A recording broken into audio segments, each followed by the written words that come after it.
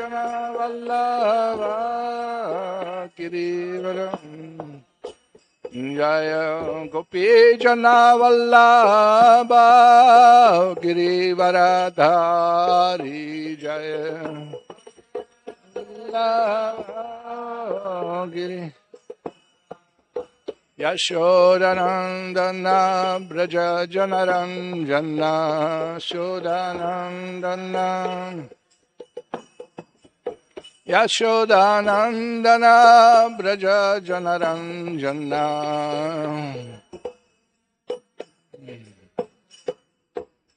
Yamuna Teravana Chari Yamuna Teravana Chari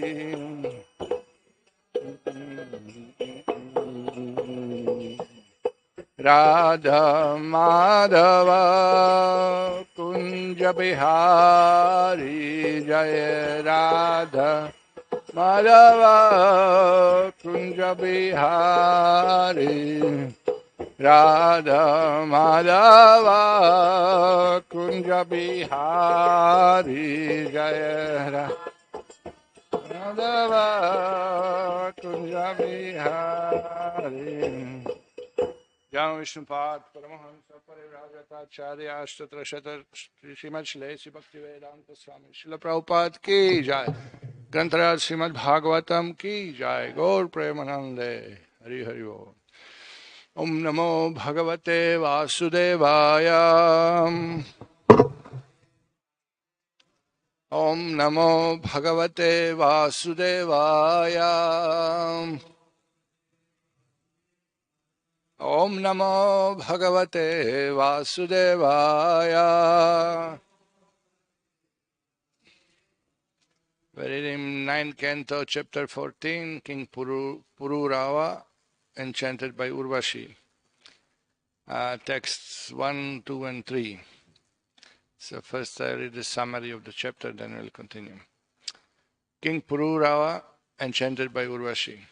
The summary of this 14th chapter is given as follows. This chapter describes Soma and how he kidnapped the wife of Brihaspati and begot in her womb a son named Buddha. Buddha begot Pururava, who begot 6 sons, headed by Ayu, in the womb of Urvashi. Lord Brahma was born from the lotus that sprouted from the navel of Garbhodakashayi Vishnu. Brahma had a son named Atri.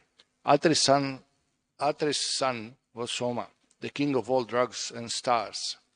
Soma became the conqueror of the entire universe, and being inflated with pride, he kidnapped Tara, who was the wife of Brihaspati, the spiritual master of the demigods. A great fight ensued between the demigods and asuras, but Brahma rescued Brihaspati's wife from the clutches of Soma and returned her to her husband, thus stopping the fighting. In the womb of Tara, Soma begot a son named Buddha, who later begot in the womb of Ila a son named Aila, or Pururava. Urvashi was captivated by Pururava's beauty, and therefore she lived with him for some time. But when she left his company, he became almost like a madman. While traveling all over the world, he met Urvashi again at Kurukshetra, but she agreed to join him for only one night in a year. 1 year later, Pururava saw Urvashi at Kurukshetra and was glad to be with her for one night. But when he thought of her leaving him again, he was overwhelmed by grief. Urvashi then advised Pururava to worship the Gandharvas. Being satisfied by Pururava, the Gandharvas gave him a woman known as Agnisthali. Pururava mistook Agnisthali for Urvashi, but while he was wandering in the forest, his misunderstanding was cleared, and he immediately gave up her company. After returning home and meditating upon Urvashi all night, he wanted to perform a Vedic ritualistic ceremony to satisfy his desire. Therefore, he went to the same place where he had left Agnisthali, and there he saw that from the womb of a Shami tree had come an Ashwatha tree. Pururava made 2 sticks from this tree, and thus produced a fire. By such a fire, one can satisfy all lusty desires. The fire was considered the son of Pururava. In Satya Yuga, there was only one social division called Hamsa. There were no divisions of Varna like Brahmana, Kshatriya, Vaishya and Shudra. The Vedas was the Omkara, The various demigods were not worshipped, for only the Supreme Personality of Godhead was the worshipful deity. So this is the summary of the chapter 14 of the 9th canto, and now we read Shloka 1. Shri Shuka Vacha Atata Shuyatam Rajan Vamsa Somasya Pavanaha Yasmin Ailadayo Bhupa Kirtyante Punya Kirtayaha. Translation. Sri Shukadeva Goswami said to Maharaj Parikshit, O king, thus far you have heard the description of the dynasty of the sun god. Now hear the most glorious and purifying description of the dynasty of the moon god. This description mentions kings like Aila, Pururava, of whom it is glorious to hear. Text 2. Sahasra Shirsha Pumso Nahabi Hrada Saroruhat Jatasyasti Sutodhatur Atri Pitrisamo Gunai. So Lord Vishnu, Garbhodakasha Vishnu, is also known as Sahasra Shirsha Purusha. From the lake of his navel sprang a lotus on which Lord Brahma was generated. Atri, the son of Lord Brahma, was as qualified as his father. And now comes text 3. We have purport here, so we'll repeat. Please repeat. Tasya Drigbhyaha Abhavad Putraha Somaham Amritamayaham Kilam Vipram Oshadhim Udugananam Brahmanam Kalpitaham Patihim Tasya Drigbhyo Bhavat Putraham Somo Mritamaya Kilam Vipraushat Yudugananam Brahmana Kalpitaf Patihi Tasya Drigbhyo Bhavat Putra Somo Mritamaya Kilam Vipraushat Yudugananam Brahmana Kalpitaf Patihi Tasya Drigbhyo Bhavat Putra Somo Mritamaya Khilam Vipraushat Yudugananam Brahmana Kalpitaf Patihi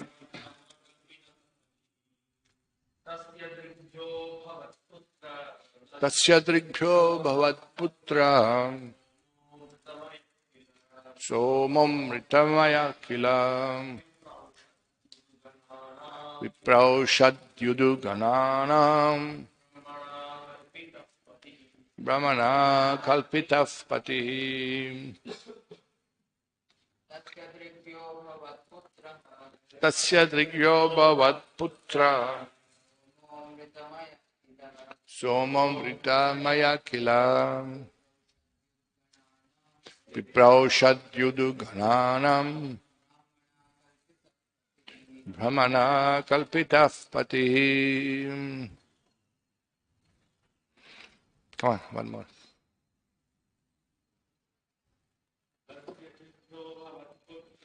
Tasya Drigbhyo Bhavat Putraha Somam Ritamaya Kila Vipraushat Yudugananam Brahmana Kalpita Patihi. Matajis. Tasya Drigbhyo Bhavat Putra Somam Ritamaya Kila Vipraushat Yudugananam Brahmana Kalpita Patihi. Tasya, of him, Atri, the son of Brahma, Drigbhyaha, from the tears of jubilation from the eyes. Abhavat was born, Putraha, a son, Somaha, the moon god, Amrita Mayaha, full of shooting rays. Kila, indeed, Vipra, of the Brahmanas, Oshadi, of the drugs, Udugananam, and of the luminaries, Brahmana, by Lord Brahma, Kalpitaha, was appointed or designated. Patihi, the Supreme Director. Translation purport by His Divine Grace Srila A.C. Bhaktivedanta Swami Prabhupada, founder Acharya of ISKCON. From Atri's tears of jubilation was born a son named Soma, the moon, who was full of shooting rays. Lord Brahma appointed him the director of the Brahmanas, drugs, and luminaries. Purport. According to the Vedic description, Soma, the moon god, was born from the mind of Supreme Personality Godhead, Chandrama Manaso Jataha. But here we find that Soma was born from the tears in the eyes of Atri. This appears contradictory to the Vedic information, but actually it is not. For this birth of the moon is understood to have taken place in another millennium. When tears appear in the eyes because of jubilation, the tears are soothing. Srila Vishwana Chakravarti Thakur says, Rigbhya Ananda Shubhya Ata Eva Amritamaya. Here the word Rigbhya means from tears of jubilation. Therefore the moon god is called Amritamaya, full of the soothing rays. In the fourth canto Srimad Bhagavatam 4.1.15 we find this verse. Atre patyana suya trin yagye suya shasa sutan dattam durvasam somam atmesha brahmasam bhavan. This verse describes that Anusuya, the wife of Atri Rishi, born three sons, Soma, Durvasa and Dattatreya. It is said that at the time of conception, Anusuya was impregnated by the tears of Atri. Namo Vishnupadaya Krishna Prasthaya Bhutale Srimate Bhaktivedanta Swami Niti Namine. Namo Vishnupadaya Krishna Prasthaya Bhutale Srimate Bhaktivedanta Swami Niti Namine. Namaste Saraswate Deve Gauravani Pracharine Nirvishesh Shunyavadi Paschatya Deshatarine. Jai Sri Krishna Chaitanya Prabhu Nityananda Shri Advaita Gadadhara Srivasadi Gaura Bhaktarinda. Hare Krishna Krishna Krishna Hare Hare Hare Ram Ram Ram Hare Hare. Tasya Drikpyo Bhavat Putraha Somo Mritamaya Kila Vipraushad Yudu Gananam Brahmana Kalpitaf Patihi. From the Atri's tears of jubilation was born a son named Soma, the moon, who was full of shooting rays. Lord Brahma appointed him the director of the Brahmanas, drugs, and luminaries. So here in Srimad Bhagavatam we are hearing the dynasties of the great kings, great rulers of the universe. And here also we understand immediately that there is behind the planet moon, there is personality, Soma, the moon, person, who has shooting rays. The effulgence of moon comes from the shooting rays of Soma. Of course, we have more information about that. We hear information from Vedas that also there's a the shining grass, effulgent grass, from which Soma juice is generated all over the moon. So that grass is shining and reflecting the effulgence of the moon. And also, another place it said that moon reflects the rays of the sun. Sun reflects the rays of the Brahmajyoti.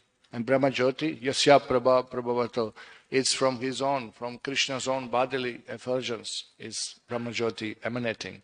So we understand immediately that behind the anything grows, there is a subtle cause of it. There is a subtle controller of it. Beyond any energy, we understand that there is energetic. Shakti, Shaktiman. There is no energy without energetic to control it. Behind this body, which is material energy, there is a spiritual energy which moves it and controls it. So similarly, all universe is awakened, put into action by the supreme consciousness of Garbhodakashaya Vishnu, Paramatma, who enters in every atom, who enters in everyone's heart. So here immediately we understand the personal understanding of God. There is a person behind everything. Like you have Ganga river, but you have Ganga Devi, presiding deity of the river. You have the earth, But you have Bhumi Devi, presiding deity of the earth. So there is presiding deity of the moon. There is presiding deity of the sun. There is somebody in charge. Everything is personal. It's not impersonal. Oh, universe is empty. There is no life in the space. This is the most foolish thing for scientists to say. That in all this vast universe, only on Earth planet there is a life. Nowhere else there is a life. This is so foolish thing to say.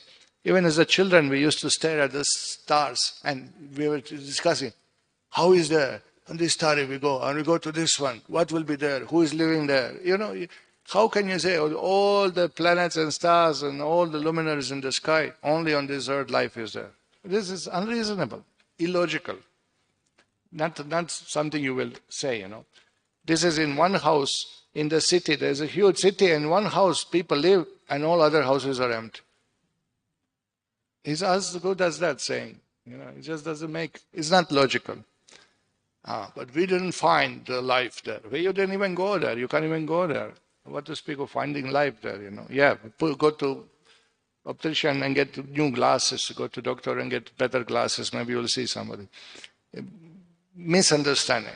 But here in the Vedas, we got understanding that behind everything there is a person. They're devatas. Everything is running by the order of the superior authorities.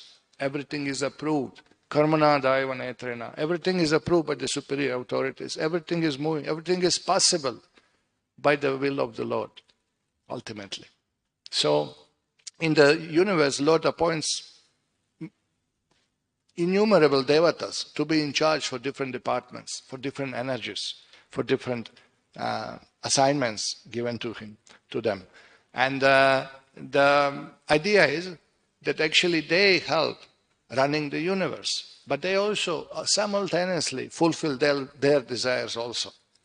Devatas are pious living beings, jivas like us, most of them, not all of them, most of them.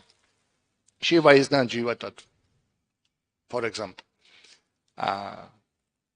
Durga is not jiva tattva, for example. But other devatas are Vayu, Agni, Surya, Chandra. These are jivas empowered. Of course, all are empowered by the Lord, some more, some less, but all are empowered jivas to fulfill their desires, to fulfill their material desires and to help Lord in the service. They are pious living entities awarded post of devatas. When somebody is very pious, he gets the post of devatas. But the very fact that he took birth in material world shows you that actually he has material desires. Even Brahma has desire. Brahma, the first created living being in material, he also has material desires to create and to control. And that was shown when he created from his own mind beautiful girl. He became captivated by her, by his own daughter. So even Brahma has desire, material desire. Of course, jiva cannot be without desire. That's another bogus statement from Mayavadis and impersonalists. Mind your mind to be mindless. You should have no desire. But this is not possible for jiva. Jiva is made of love of God. There is desire to please the Lord. There is desire to associate with the Lord. There is desire to do some service to the Lord.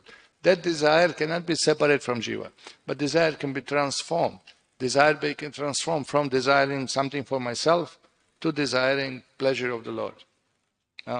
So that's how to purify desire, how to turn desire. But what we are talking here is actually that even on this level of the devatas, you can see that they have their material life. They have their material desires. We worship them for material blessings because materially they are superior to us. But they are not free from material desires themselves.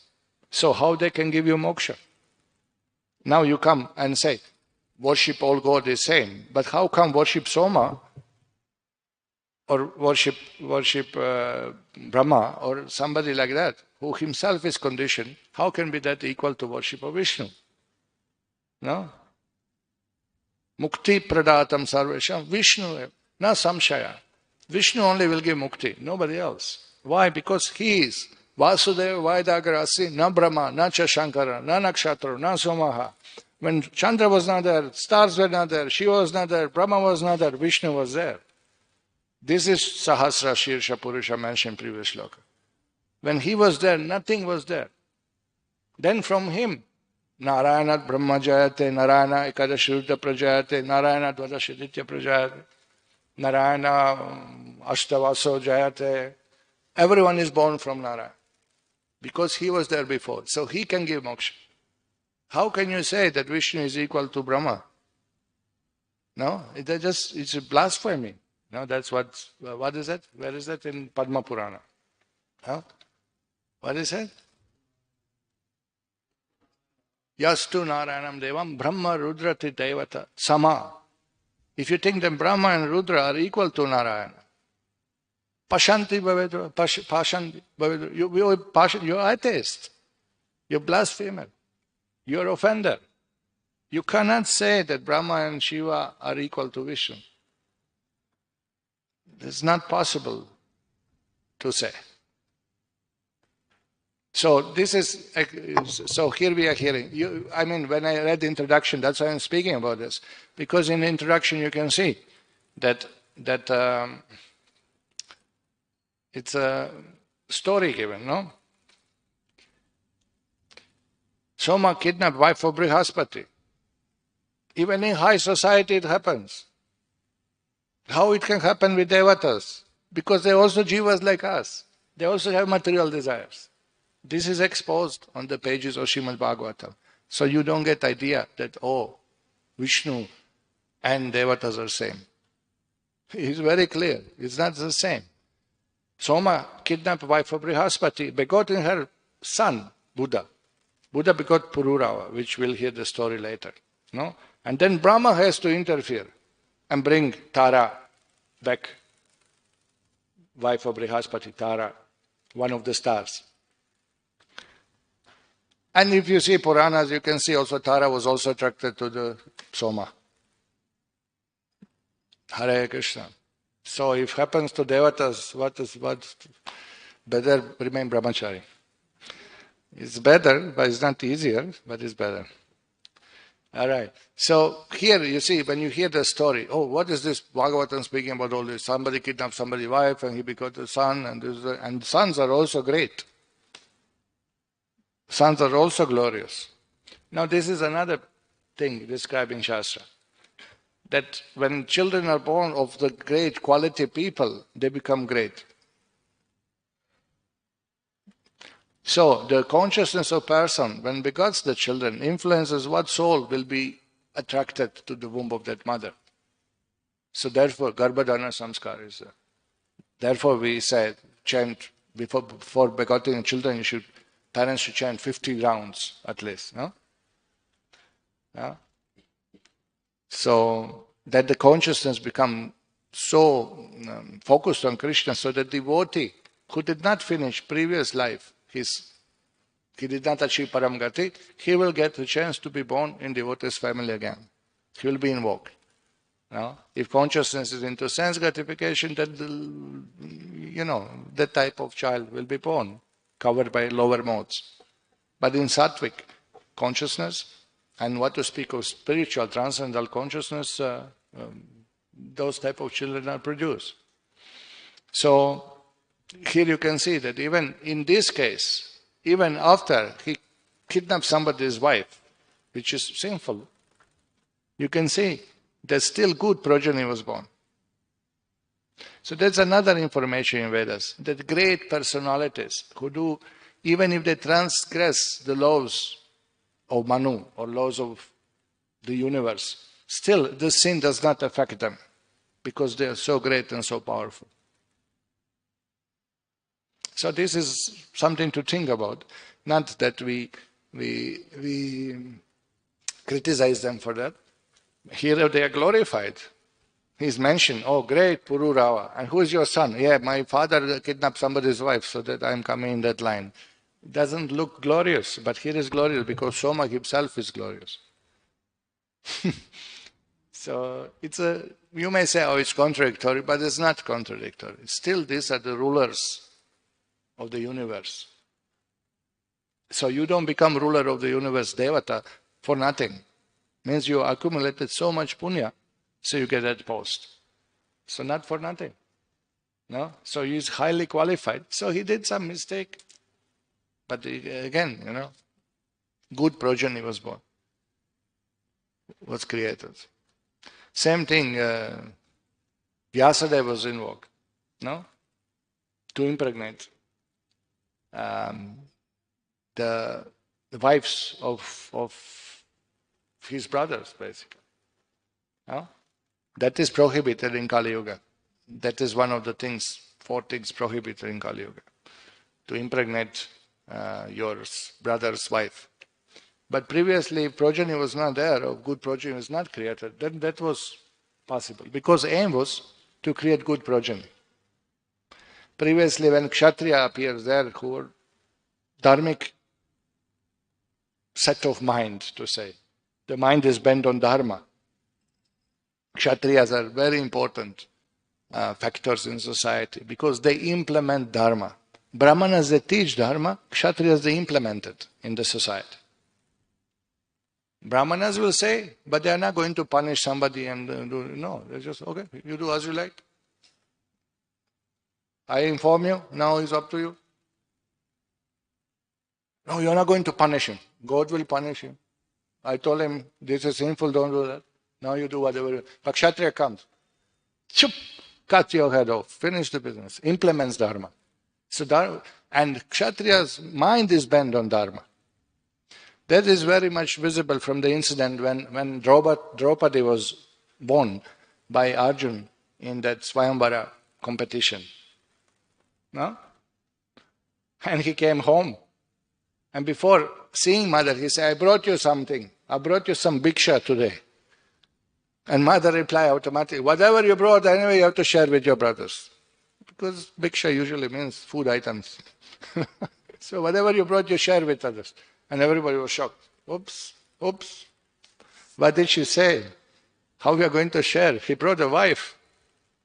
And then, after deliberation, they agree, yes, what mother said, that is the truth. It will be like that.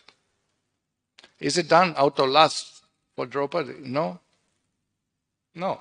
It's done out of dharma. So then, the Draupadi's party objected that is this dharmic or not? We heard that one man can have many wives, but we never heard a wife can have many husbands. Okay, so what is Yudhishthira's reply? He said, this is amazing, he's Dharmaraj's son. Okay, of course he's eternal associate of the Lord, which makes him much more higher than being Dharmaraj's son. But for the sake of Leela, he's Dharmaraj's son. To make you understand, to make us understand that he never astrays from Dharma. He says, my mind never goes away from Dharma. When something is to be done, my mind, without reading the Shastra, without even referring to Vedas, he says, my mind is bent on Dharma so much that never goes in Adharma. So when mother said that, my mind was pleased. Yes, it is true. Look at this level of verification. We have said, quote Shastra. How can you say? Where is that in Shastra? You tell me. Prove. Show. Huh? We have to verify with Shastra. His mind is so pure. Never goes into sin. Never, no thought, no sinful thought in Yudhishthira. And he said, this is sign. My mind was pleased when she said. My mind was not disturbed. If it was adharma, my mind would be disturbed. My mind was pleased. Must be true. Must be dharmic. Hey, don't do that. We can't do that. Okay, don't. I felt it's dharmic and I run away with somebody's wife. It doesn't work like that. It's sinful. For us, absolutely sinful. No? We can't imitate. But look at the purity level of Yudhishthira. This is the kshatriya you want to have progeny with. This is worthy progeny from such a father. And then later Vyasadeva appeared and he confirmed. They were in the history and then he given the story of Draupadi in previous life and justify everything. Yes, it is dharmic. He just confirmed what Yudhishthira already knew. So now this type of kshatriyas will roam around and lady which will be in the period of the auspicious time for impregnation. There is particular days in the month when it's very good, auspicious time for good progeny, for progeny to become pregnant. then they would approach such a Kshatriya. And they would have dharmic duty to oblige. That if I approach such a good progenitor of dharma to make progeny, it should not be refused. And Kshatriya, they have to oblige. Again, not to be imitated in Kali Yuga. No? But just see. You just see how the laws of dharma are different. Why? Because aim was not just sense gratification. Aim was actually good progeny. No? And this is amazing. This is the whole focus, the whole goal of life was how to come out of material world. And by good progeny, by doing it dharmic way, by creating good progeny, good society, good environment is there. And then we are reminded of Krishna consciousness. We are reminded in the good association, we are always reminded on Krishna. And therefore good association, good progeny creates good society goes towards moksha. Moksha is the goal. We know moksha, Vishnu Angrilavam. We know moksha means eternal service to the Lord in Vaikuntha. But generally, from the general perspective, even for impersonalists, the goal of life is moksha. For jnanis, goal of life is moksha. For yogis, goal of life is moksha. The Vedic society goal of life is to stop repeated birth and death. Huh? Today's society goal of life is what? Eating, sleeping, mating, defending. What's the goal of life? Enjoy senses, indriya tripti. Animal's goal of life. Animal level enjoyment. That's the goal of life today. Nothing else is known. No? Dharma, artha, kama, moksha. Today is just kama and artha. But artha also is not artha. Artha is done piously. Artha means that you accumulate wealth by performing pious activities. But even that artha today is anartha. Unwanted. Because it's sinful. If you earn money sinful way, you get bad karma. So how is that artha? No? So even that is ruined. And even Vedic sattvic enjoyment is different from rajasic enjoyment, which is different from tamasic enjoyment. No? People who take drugs and alcohol and all this, it is tamasic enjoyment. He thinks he's enjoying, but we can see he's suffering like anything. No? Pig is living in the ditch, and pig is thinking, oh, a nice cooler I have. This ditch, is cooling, and food is floating. What a heavenly planets. No? And we are looking for pig life. Living in the ditch, Yeah? But the pig is thinking, oh, very nice. Yeah? So conditioned by tamagun, you enjoy that type of happiness. Rajagun, sattvagun. So good progeny gives the good society. Good progeny comes from good parents. So this is all conditioned. Now Krishna consciousness is so good that even if we are not born in good family, even if we are born in Asuric family, like Prahlad Maharaj, still devotional service cannot be stopped. Devotional service can be practiced. Devotional service can be practiced in any time, any place, any circumstances. Nobody can stop you serving Krishna. Nobody can stop you remembering Lord. They tried to stop Prahlad. Did they succeed? No. He just grew stronger and stronger. How he grew stronger? Because more and more he thought of Lord and surrendered to Lord, to show his dependence on Lord. The more Lord protected him. Lord protected him from the snake bites, Lord protected him from hot oil, Lord protected him when he was thrown from the mountain. Lord was all the time protecting him. And more the Lord protected him, more his faith grew. More and more he was convinced. Yeah, you see, Lord already protected him from snake bite. Lord protected him from hot burning oil. Nothing happens to me. No? Not in arrogance, nothing happens to me. But he said, oh, how Lord is great. Who am I to be protected by the Lord? His humility grew, his devotion grew. So all these things are to make us think, actually, what is the goal of life? What is the, even if you go, well, we are dreaming, oh, I'll go to Singapore, I'll go to London, I'll go to America, I'll get money, I'll enjoy life. But even devatas, who have higher, much, much, much higher standard of enjoyment. You go to the moon, you live for 10,000 years. Life is 10,000 years on heavenly planets. Moon is first heavenly planet. You live 10,000 years there. Long life, no? Of enjoyment. Better body, better mind. No diseases there. No old age in heaven. No sufferings of birth there. Children are born grown up. No? And everything is better. The smells are better, the colors are better, the taste is better, the body is better, the mind is better, the intelligence is better. Still, kshine punye martya lokam vishanti. But when you exhaust your punya, again you have to die. Abrahma bhuvana loka punaravartino. Then what's the point? Anyway, you have to die. So go to America or go to Chandra loka or go to Brahma loka. All are places of death. So why to do that? Why to waste time? Go this place, go that place, go this place, go that place. What is the point? Once Guru Maharaj gave lecture, and he said, I just saw the traveling advertisement, travel agency advertisement. Visit, what is that, cruiser. Go with cruiser, visit the Singapore, visit Malaysia, visit Indonesia, visit whatever, different places. Go and travel and see how other people eat, sleep, mate, and defend. Because what is there to see? What you're going to find there? Huh? What you're going to find there?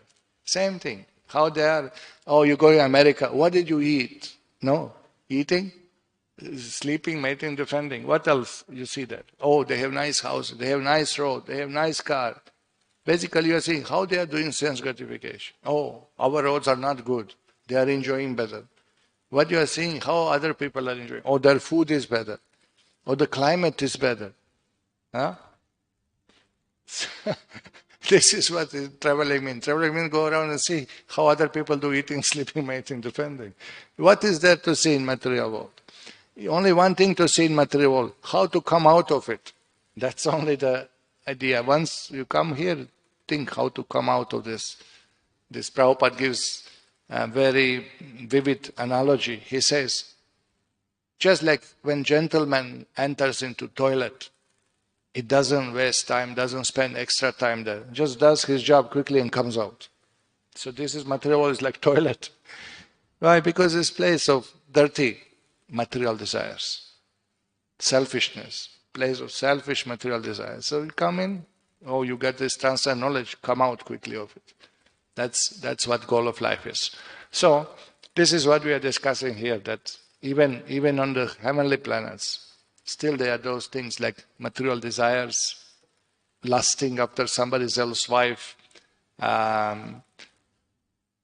enjoying pride is there, no? Because he was so proud, Soma became so proud of his opulences, his powers. He became bewildered and think I can transgress the Dharma.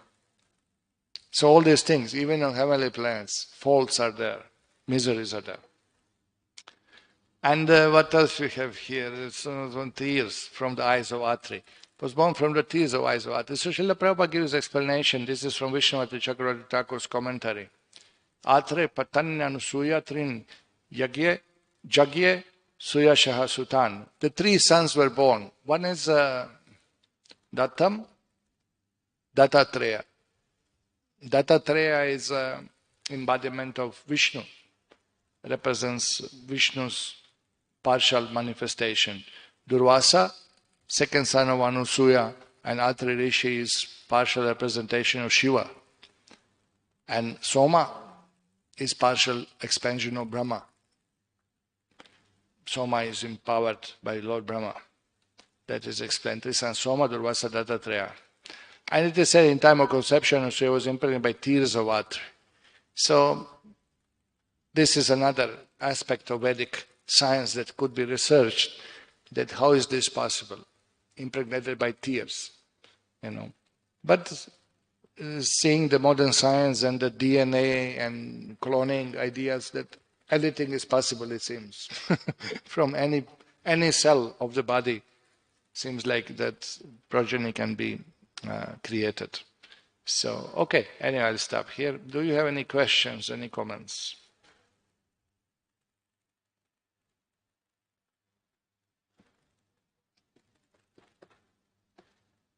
Hmm?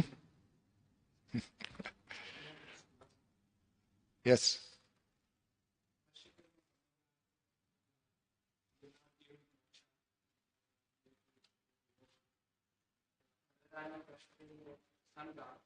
Hmm.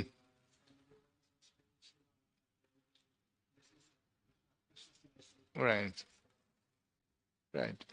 Radharani worships sun god is example of demigod worship as a devotee. No, it's not. Sorry to say. This is not example of demigod worship. The Radharani worship of demigod is for the sake of Krishna Leela, not for the sake of showing that one should worship demigods. Even Gopis' worship of Katyayani Devi is part of Krishna Leela. It's enjoyment for Gopis and Krishna. Is an excuse that Radharani comes out of her house. Other excuse, I'm going to Surya temple. And she goes there, and Krishna is Pujari there. So that immediately diminished all Surya worship to zero. Nobody's mind is focused on Surya in this type of puja. Neither Radharani's, neither Krishna's.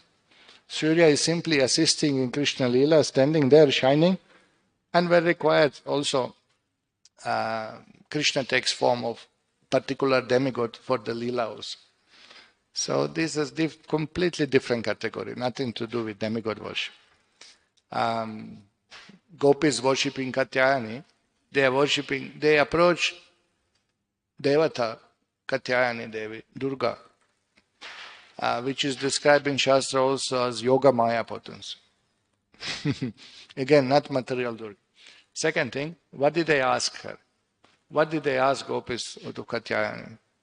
They, please bless me so I can have Krishna for husband. So that's not demigod worship, that's Krishna worship. When you desire Krishna, you know. So we can go in demigod temple out of respect, offer pranam. Shiva temple, we offer pranam. Kshiram yata tate vikara vishesha, we chant the mantra. Or, Sri Sthiti Pralaya Sadhana Shakti Rekha, when you go Durga temple, chant the mantra, that, dear Durga Devi, dear Lord Shiva, you are empowered by Krishna. Krishna is supreme. You are eternal servant of God. Please bless me with pure devotion. That you can pray. But the problem is that you can pray to Krishna also for the same thing. Why to go to devatas? You want Krishna bhakti, you ask Krishna. Correct? You want loan from me, but you are approaching around different devotees. So, why not directly? Directly is not directly. Directly means through Guru Parampara. You get the blessings of Krishna. So, the demigod worship, Krishna says, Avidi Purvakam, is not proper. It's always done with understanding that I'll get material blessing. Kama ista hrita jnana prapadyante anyata devata. That people go to other demigods, not to me, because they have material desires. And they misunderstand that demigods are actually giving those material blessings also. But actually, I am giving. I am giving. What is that? Yam yam. What is it? Remind me a little bit. Yo yo yam yam tunu bhakta shadhaya chirmiche tasya chalasha tameva vidadamyaham. Even faith to worship demigods comes from me. What to speak of phalam, what demigods gives you, that also comes from me. Ultimately, Krishna has to sign the check. Ultimately, without Krishna's sanction, Ganapati cannot bless you, Shiva cannot bless you, Vayu cannot bless you, Agni, Surya, nobody can give independent blessing. If Prime Minister does not allow, no other minister can function. As simple as that. So, where is the question of devotees worshipping devatas? Devotees worship parampara. We worship our gurus. They will remove all obstacles in our life. We worship Guru Parampara. We worship Krishna. And that's enough. There is no need to take any other shelter.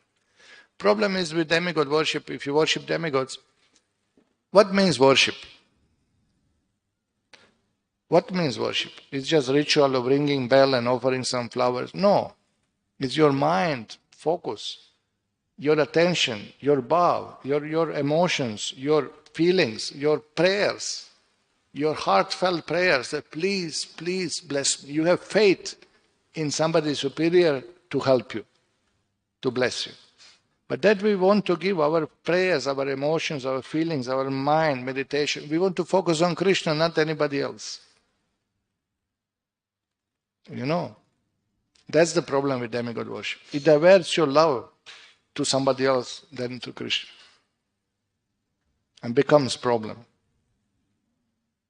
Just like wife should focus on husband. How many husbands she should focus? On one. There is one husband. No? It's the same thing. Ramanujacharya comments, very heavy commentaries are there on demigod worship. Even today, in Ramanuja's line, the children are coming out from the school. One lady told us, born in Srirangam.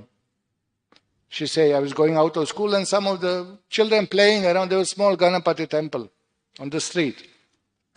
So for play, she stopped there and grandfather saw, why you are stopping there in front of the temple?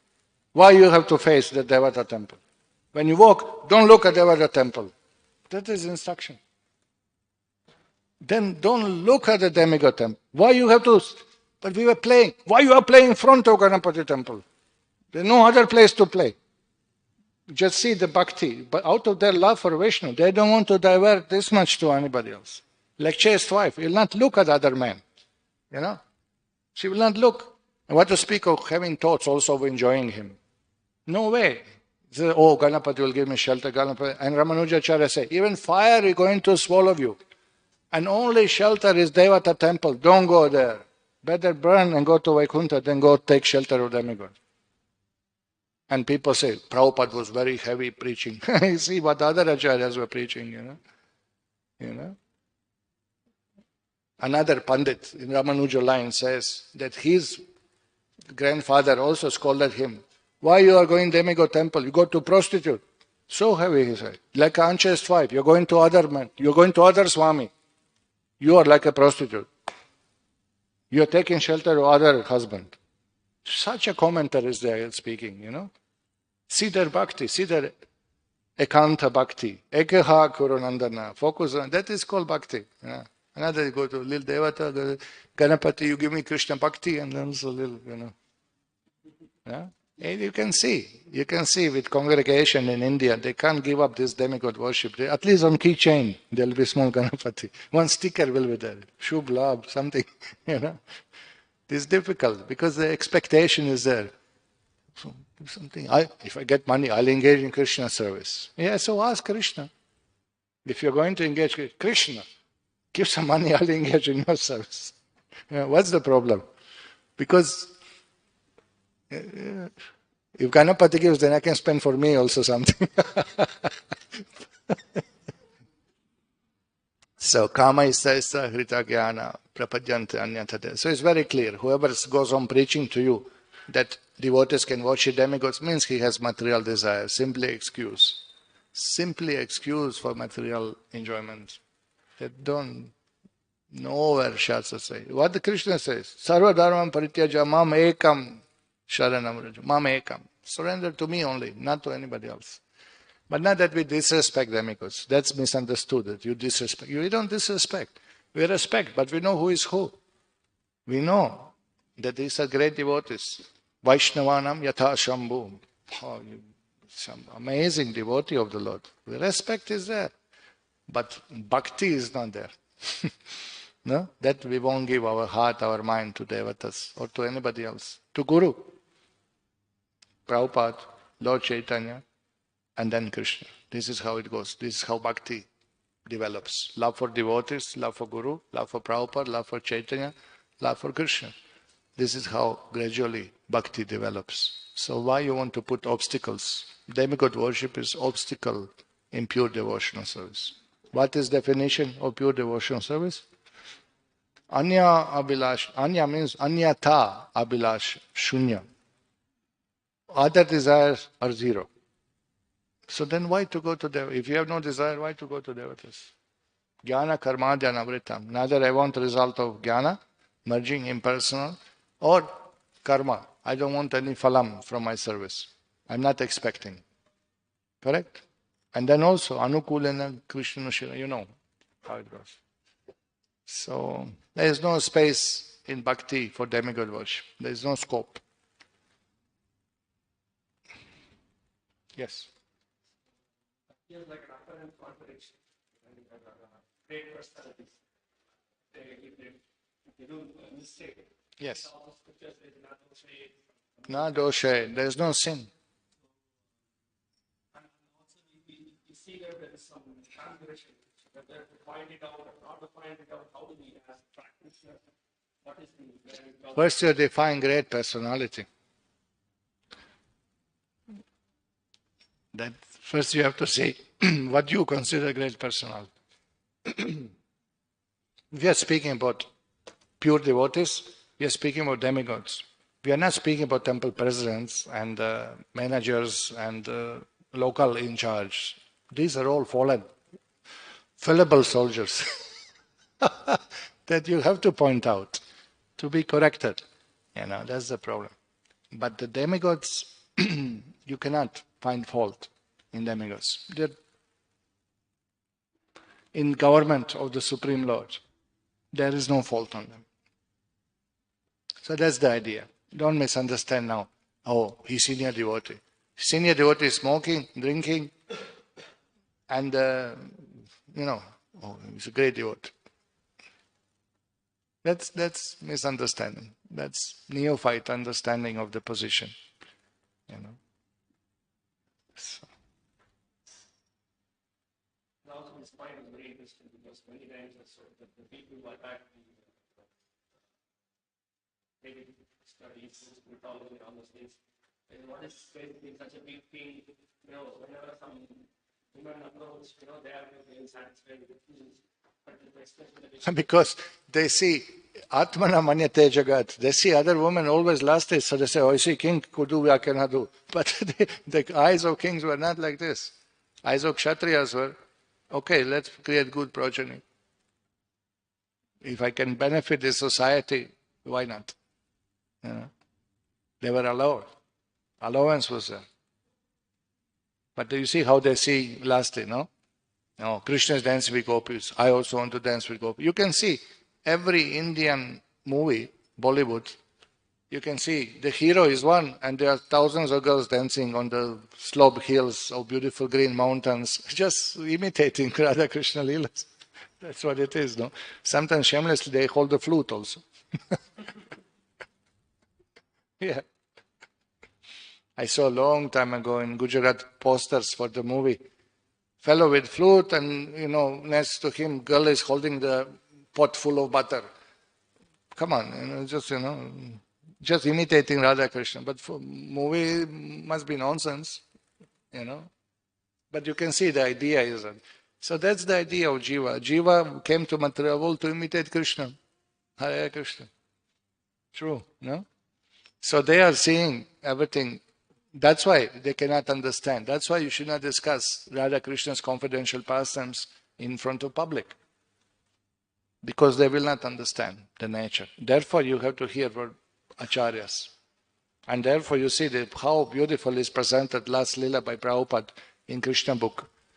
Commentaries of acharyas, how beautifully it is presented. Mind-blowing. The most confidential pastime is so nicely covered up and beautified that it's beautiful to hear, and it's those who are on that level, everything is revealed to them, and those who are neophyte, nothing is revealed to them. It's done expertly by acharyas. It's mind-blowing, All the Vishwan Chakravarti Thakur, who is Rasika Acharya, he says every shloka in Srimad Bhagavatam is describing Radha and Krishna. Hare Krishna. That's the vision of pure devotee. Correct? We are talking about 10th canto, Some portion of 10 canto. But he said, no, every shloka describes Radha Krishna's pastimes of Bhagavatam. So that's the level how Acharya says. So time will come when we get purified enough, then Radha Krishna will prakashante mahatmana. That's the process. You follow the Guru's order, you get purified, then pastimes will be revealed. And then proper understanding will come. It's not understood by intellectual, by Sanskrit, by mundane scholarship. That's not the process. So, yeah.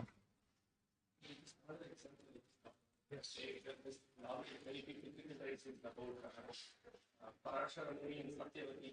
Parashara Muni was not attracted to the lust for the constellation was there. Yeah, same thing. Same thing. Who was born? Dasa was born. It was because of the constellation. Parashara Muni, such a powerful rishi, and that Satyavati was in the auspicious time to become pregnant, and they knew if they approach Rishi, the Vada son will be born. Who was born? Vyasadeva. No? So if you call that illicit relation, that we want this type of illicit relation, the good progeny is born like Vyasadeva, no? Because there was no lust. There was no lust involved. Otherwise, how Vyasadeva could be born? How is it possible? Why today you don't have people qualified to study Vedas and Vedanta? Dull brain. Kalo Shudra Sambhava. Why? Because the consciousness of people while begotten children is dull. It's bewildered by lust, by whatever, lower modes. So, what do you expect? So you see the result. Consciousness is different, completely different. You know? Somebody also asked, one scholar went to Trivandrum, studied the kingdom of Travancore, the history and this and this and this and that. And he said, what a dharmic kingdom, what a Vedic kingdom, what a great kings, servants of the Lord, Ananta Padmanabha servants. And, he described it. But he said, one shocking thing was there. When I saw black and white photos of the servants, all the servant girls, they don't have top portion covered. Their breasts are visible. All the servant lady girls who will come and serve in the court, they were just having there was some kind of jewelry, but fully top portion is not covered. They have just skirts, they don't have top portion, And the man was so upset, this scholar, Western scholar, was so upset with that. How is this? The dharmic king should not keep like this and this. But the Indian scholar replied, one of the pandits, his reply, that you see lusty like this. Those were moral, dharmic king. And for that status of those girls who are coming from very simple background, like even today, tribe people in India walk around bare naked, basically with very less clothes on them, but nobody is lusty. Nobody was agitated. Nobody was, today you see, immediately you're lusty. But those kings, they could control their mind. Those high-class families, And that was status symbol of those simple girls. Everybody knew, okay, these are servant ladies. And he could not understand. And this Pandit replied, that's because you are lusty, you are thinking, this is immoral. And for them it was just, okay, these are the servants' girls. They are dressed like this is their status, this is their society. Nobody bothered. They didn't bother. Kings didn't bother. Nobody was agitated by that. It's a different consciousness altogether. It's an interesting discussion. Today we see everything through the eyes of selfishness and lust and false morality. They are always trying to find justice. So many questions. Why Krishna did this? Why Krishna did it? But actually they should understand full picture. Krishna is supreme. Everything is meant for his pleasure. Then what is the problem? Obeying his command. What is the problem? Yudhishthira told a lie. What's the problem? That Krishna did something to achieve something. No crookedness. It's all dharma, whatever Krishna does. Because it's ultimately for benefit of everyone. Because he himself has no benefit for himself. It's not Krishna says, Sarva dharmam parityaja mamekam sharanam vraja. Give up everything, surrender to me only. It's not out of ego. It's out of desire to benefit jivas. That's for your good. He's already Atmaram. He's already self-satisfied. He doesn't need us to be happy. We need him to be happy. So he said, you foolish jiva, you're suffering a repeated burden that sarvadharmam parityaja, give up all so-called your foolish duties, surrender to me. I'll take care, don't worry. Just surrender to me, I'll take care. Not out of ego, not to something to achieve. He has nothing to achieve, he already has everything. So that we cannot understand. Therefore you have to hear it from parampara explanation. Otherwise what you will understand on your own. It's nothing you will understand. Therefore so many misunderstand. Therefore it's our duty to explain all these things as we heard it from Srila Prabhupada. Thank you very much. Srila Prabhupada ki jai. Hare Krishna.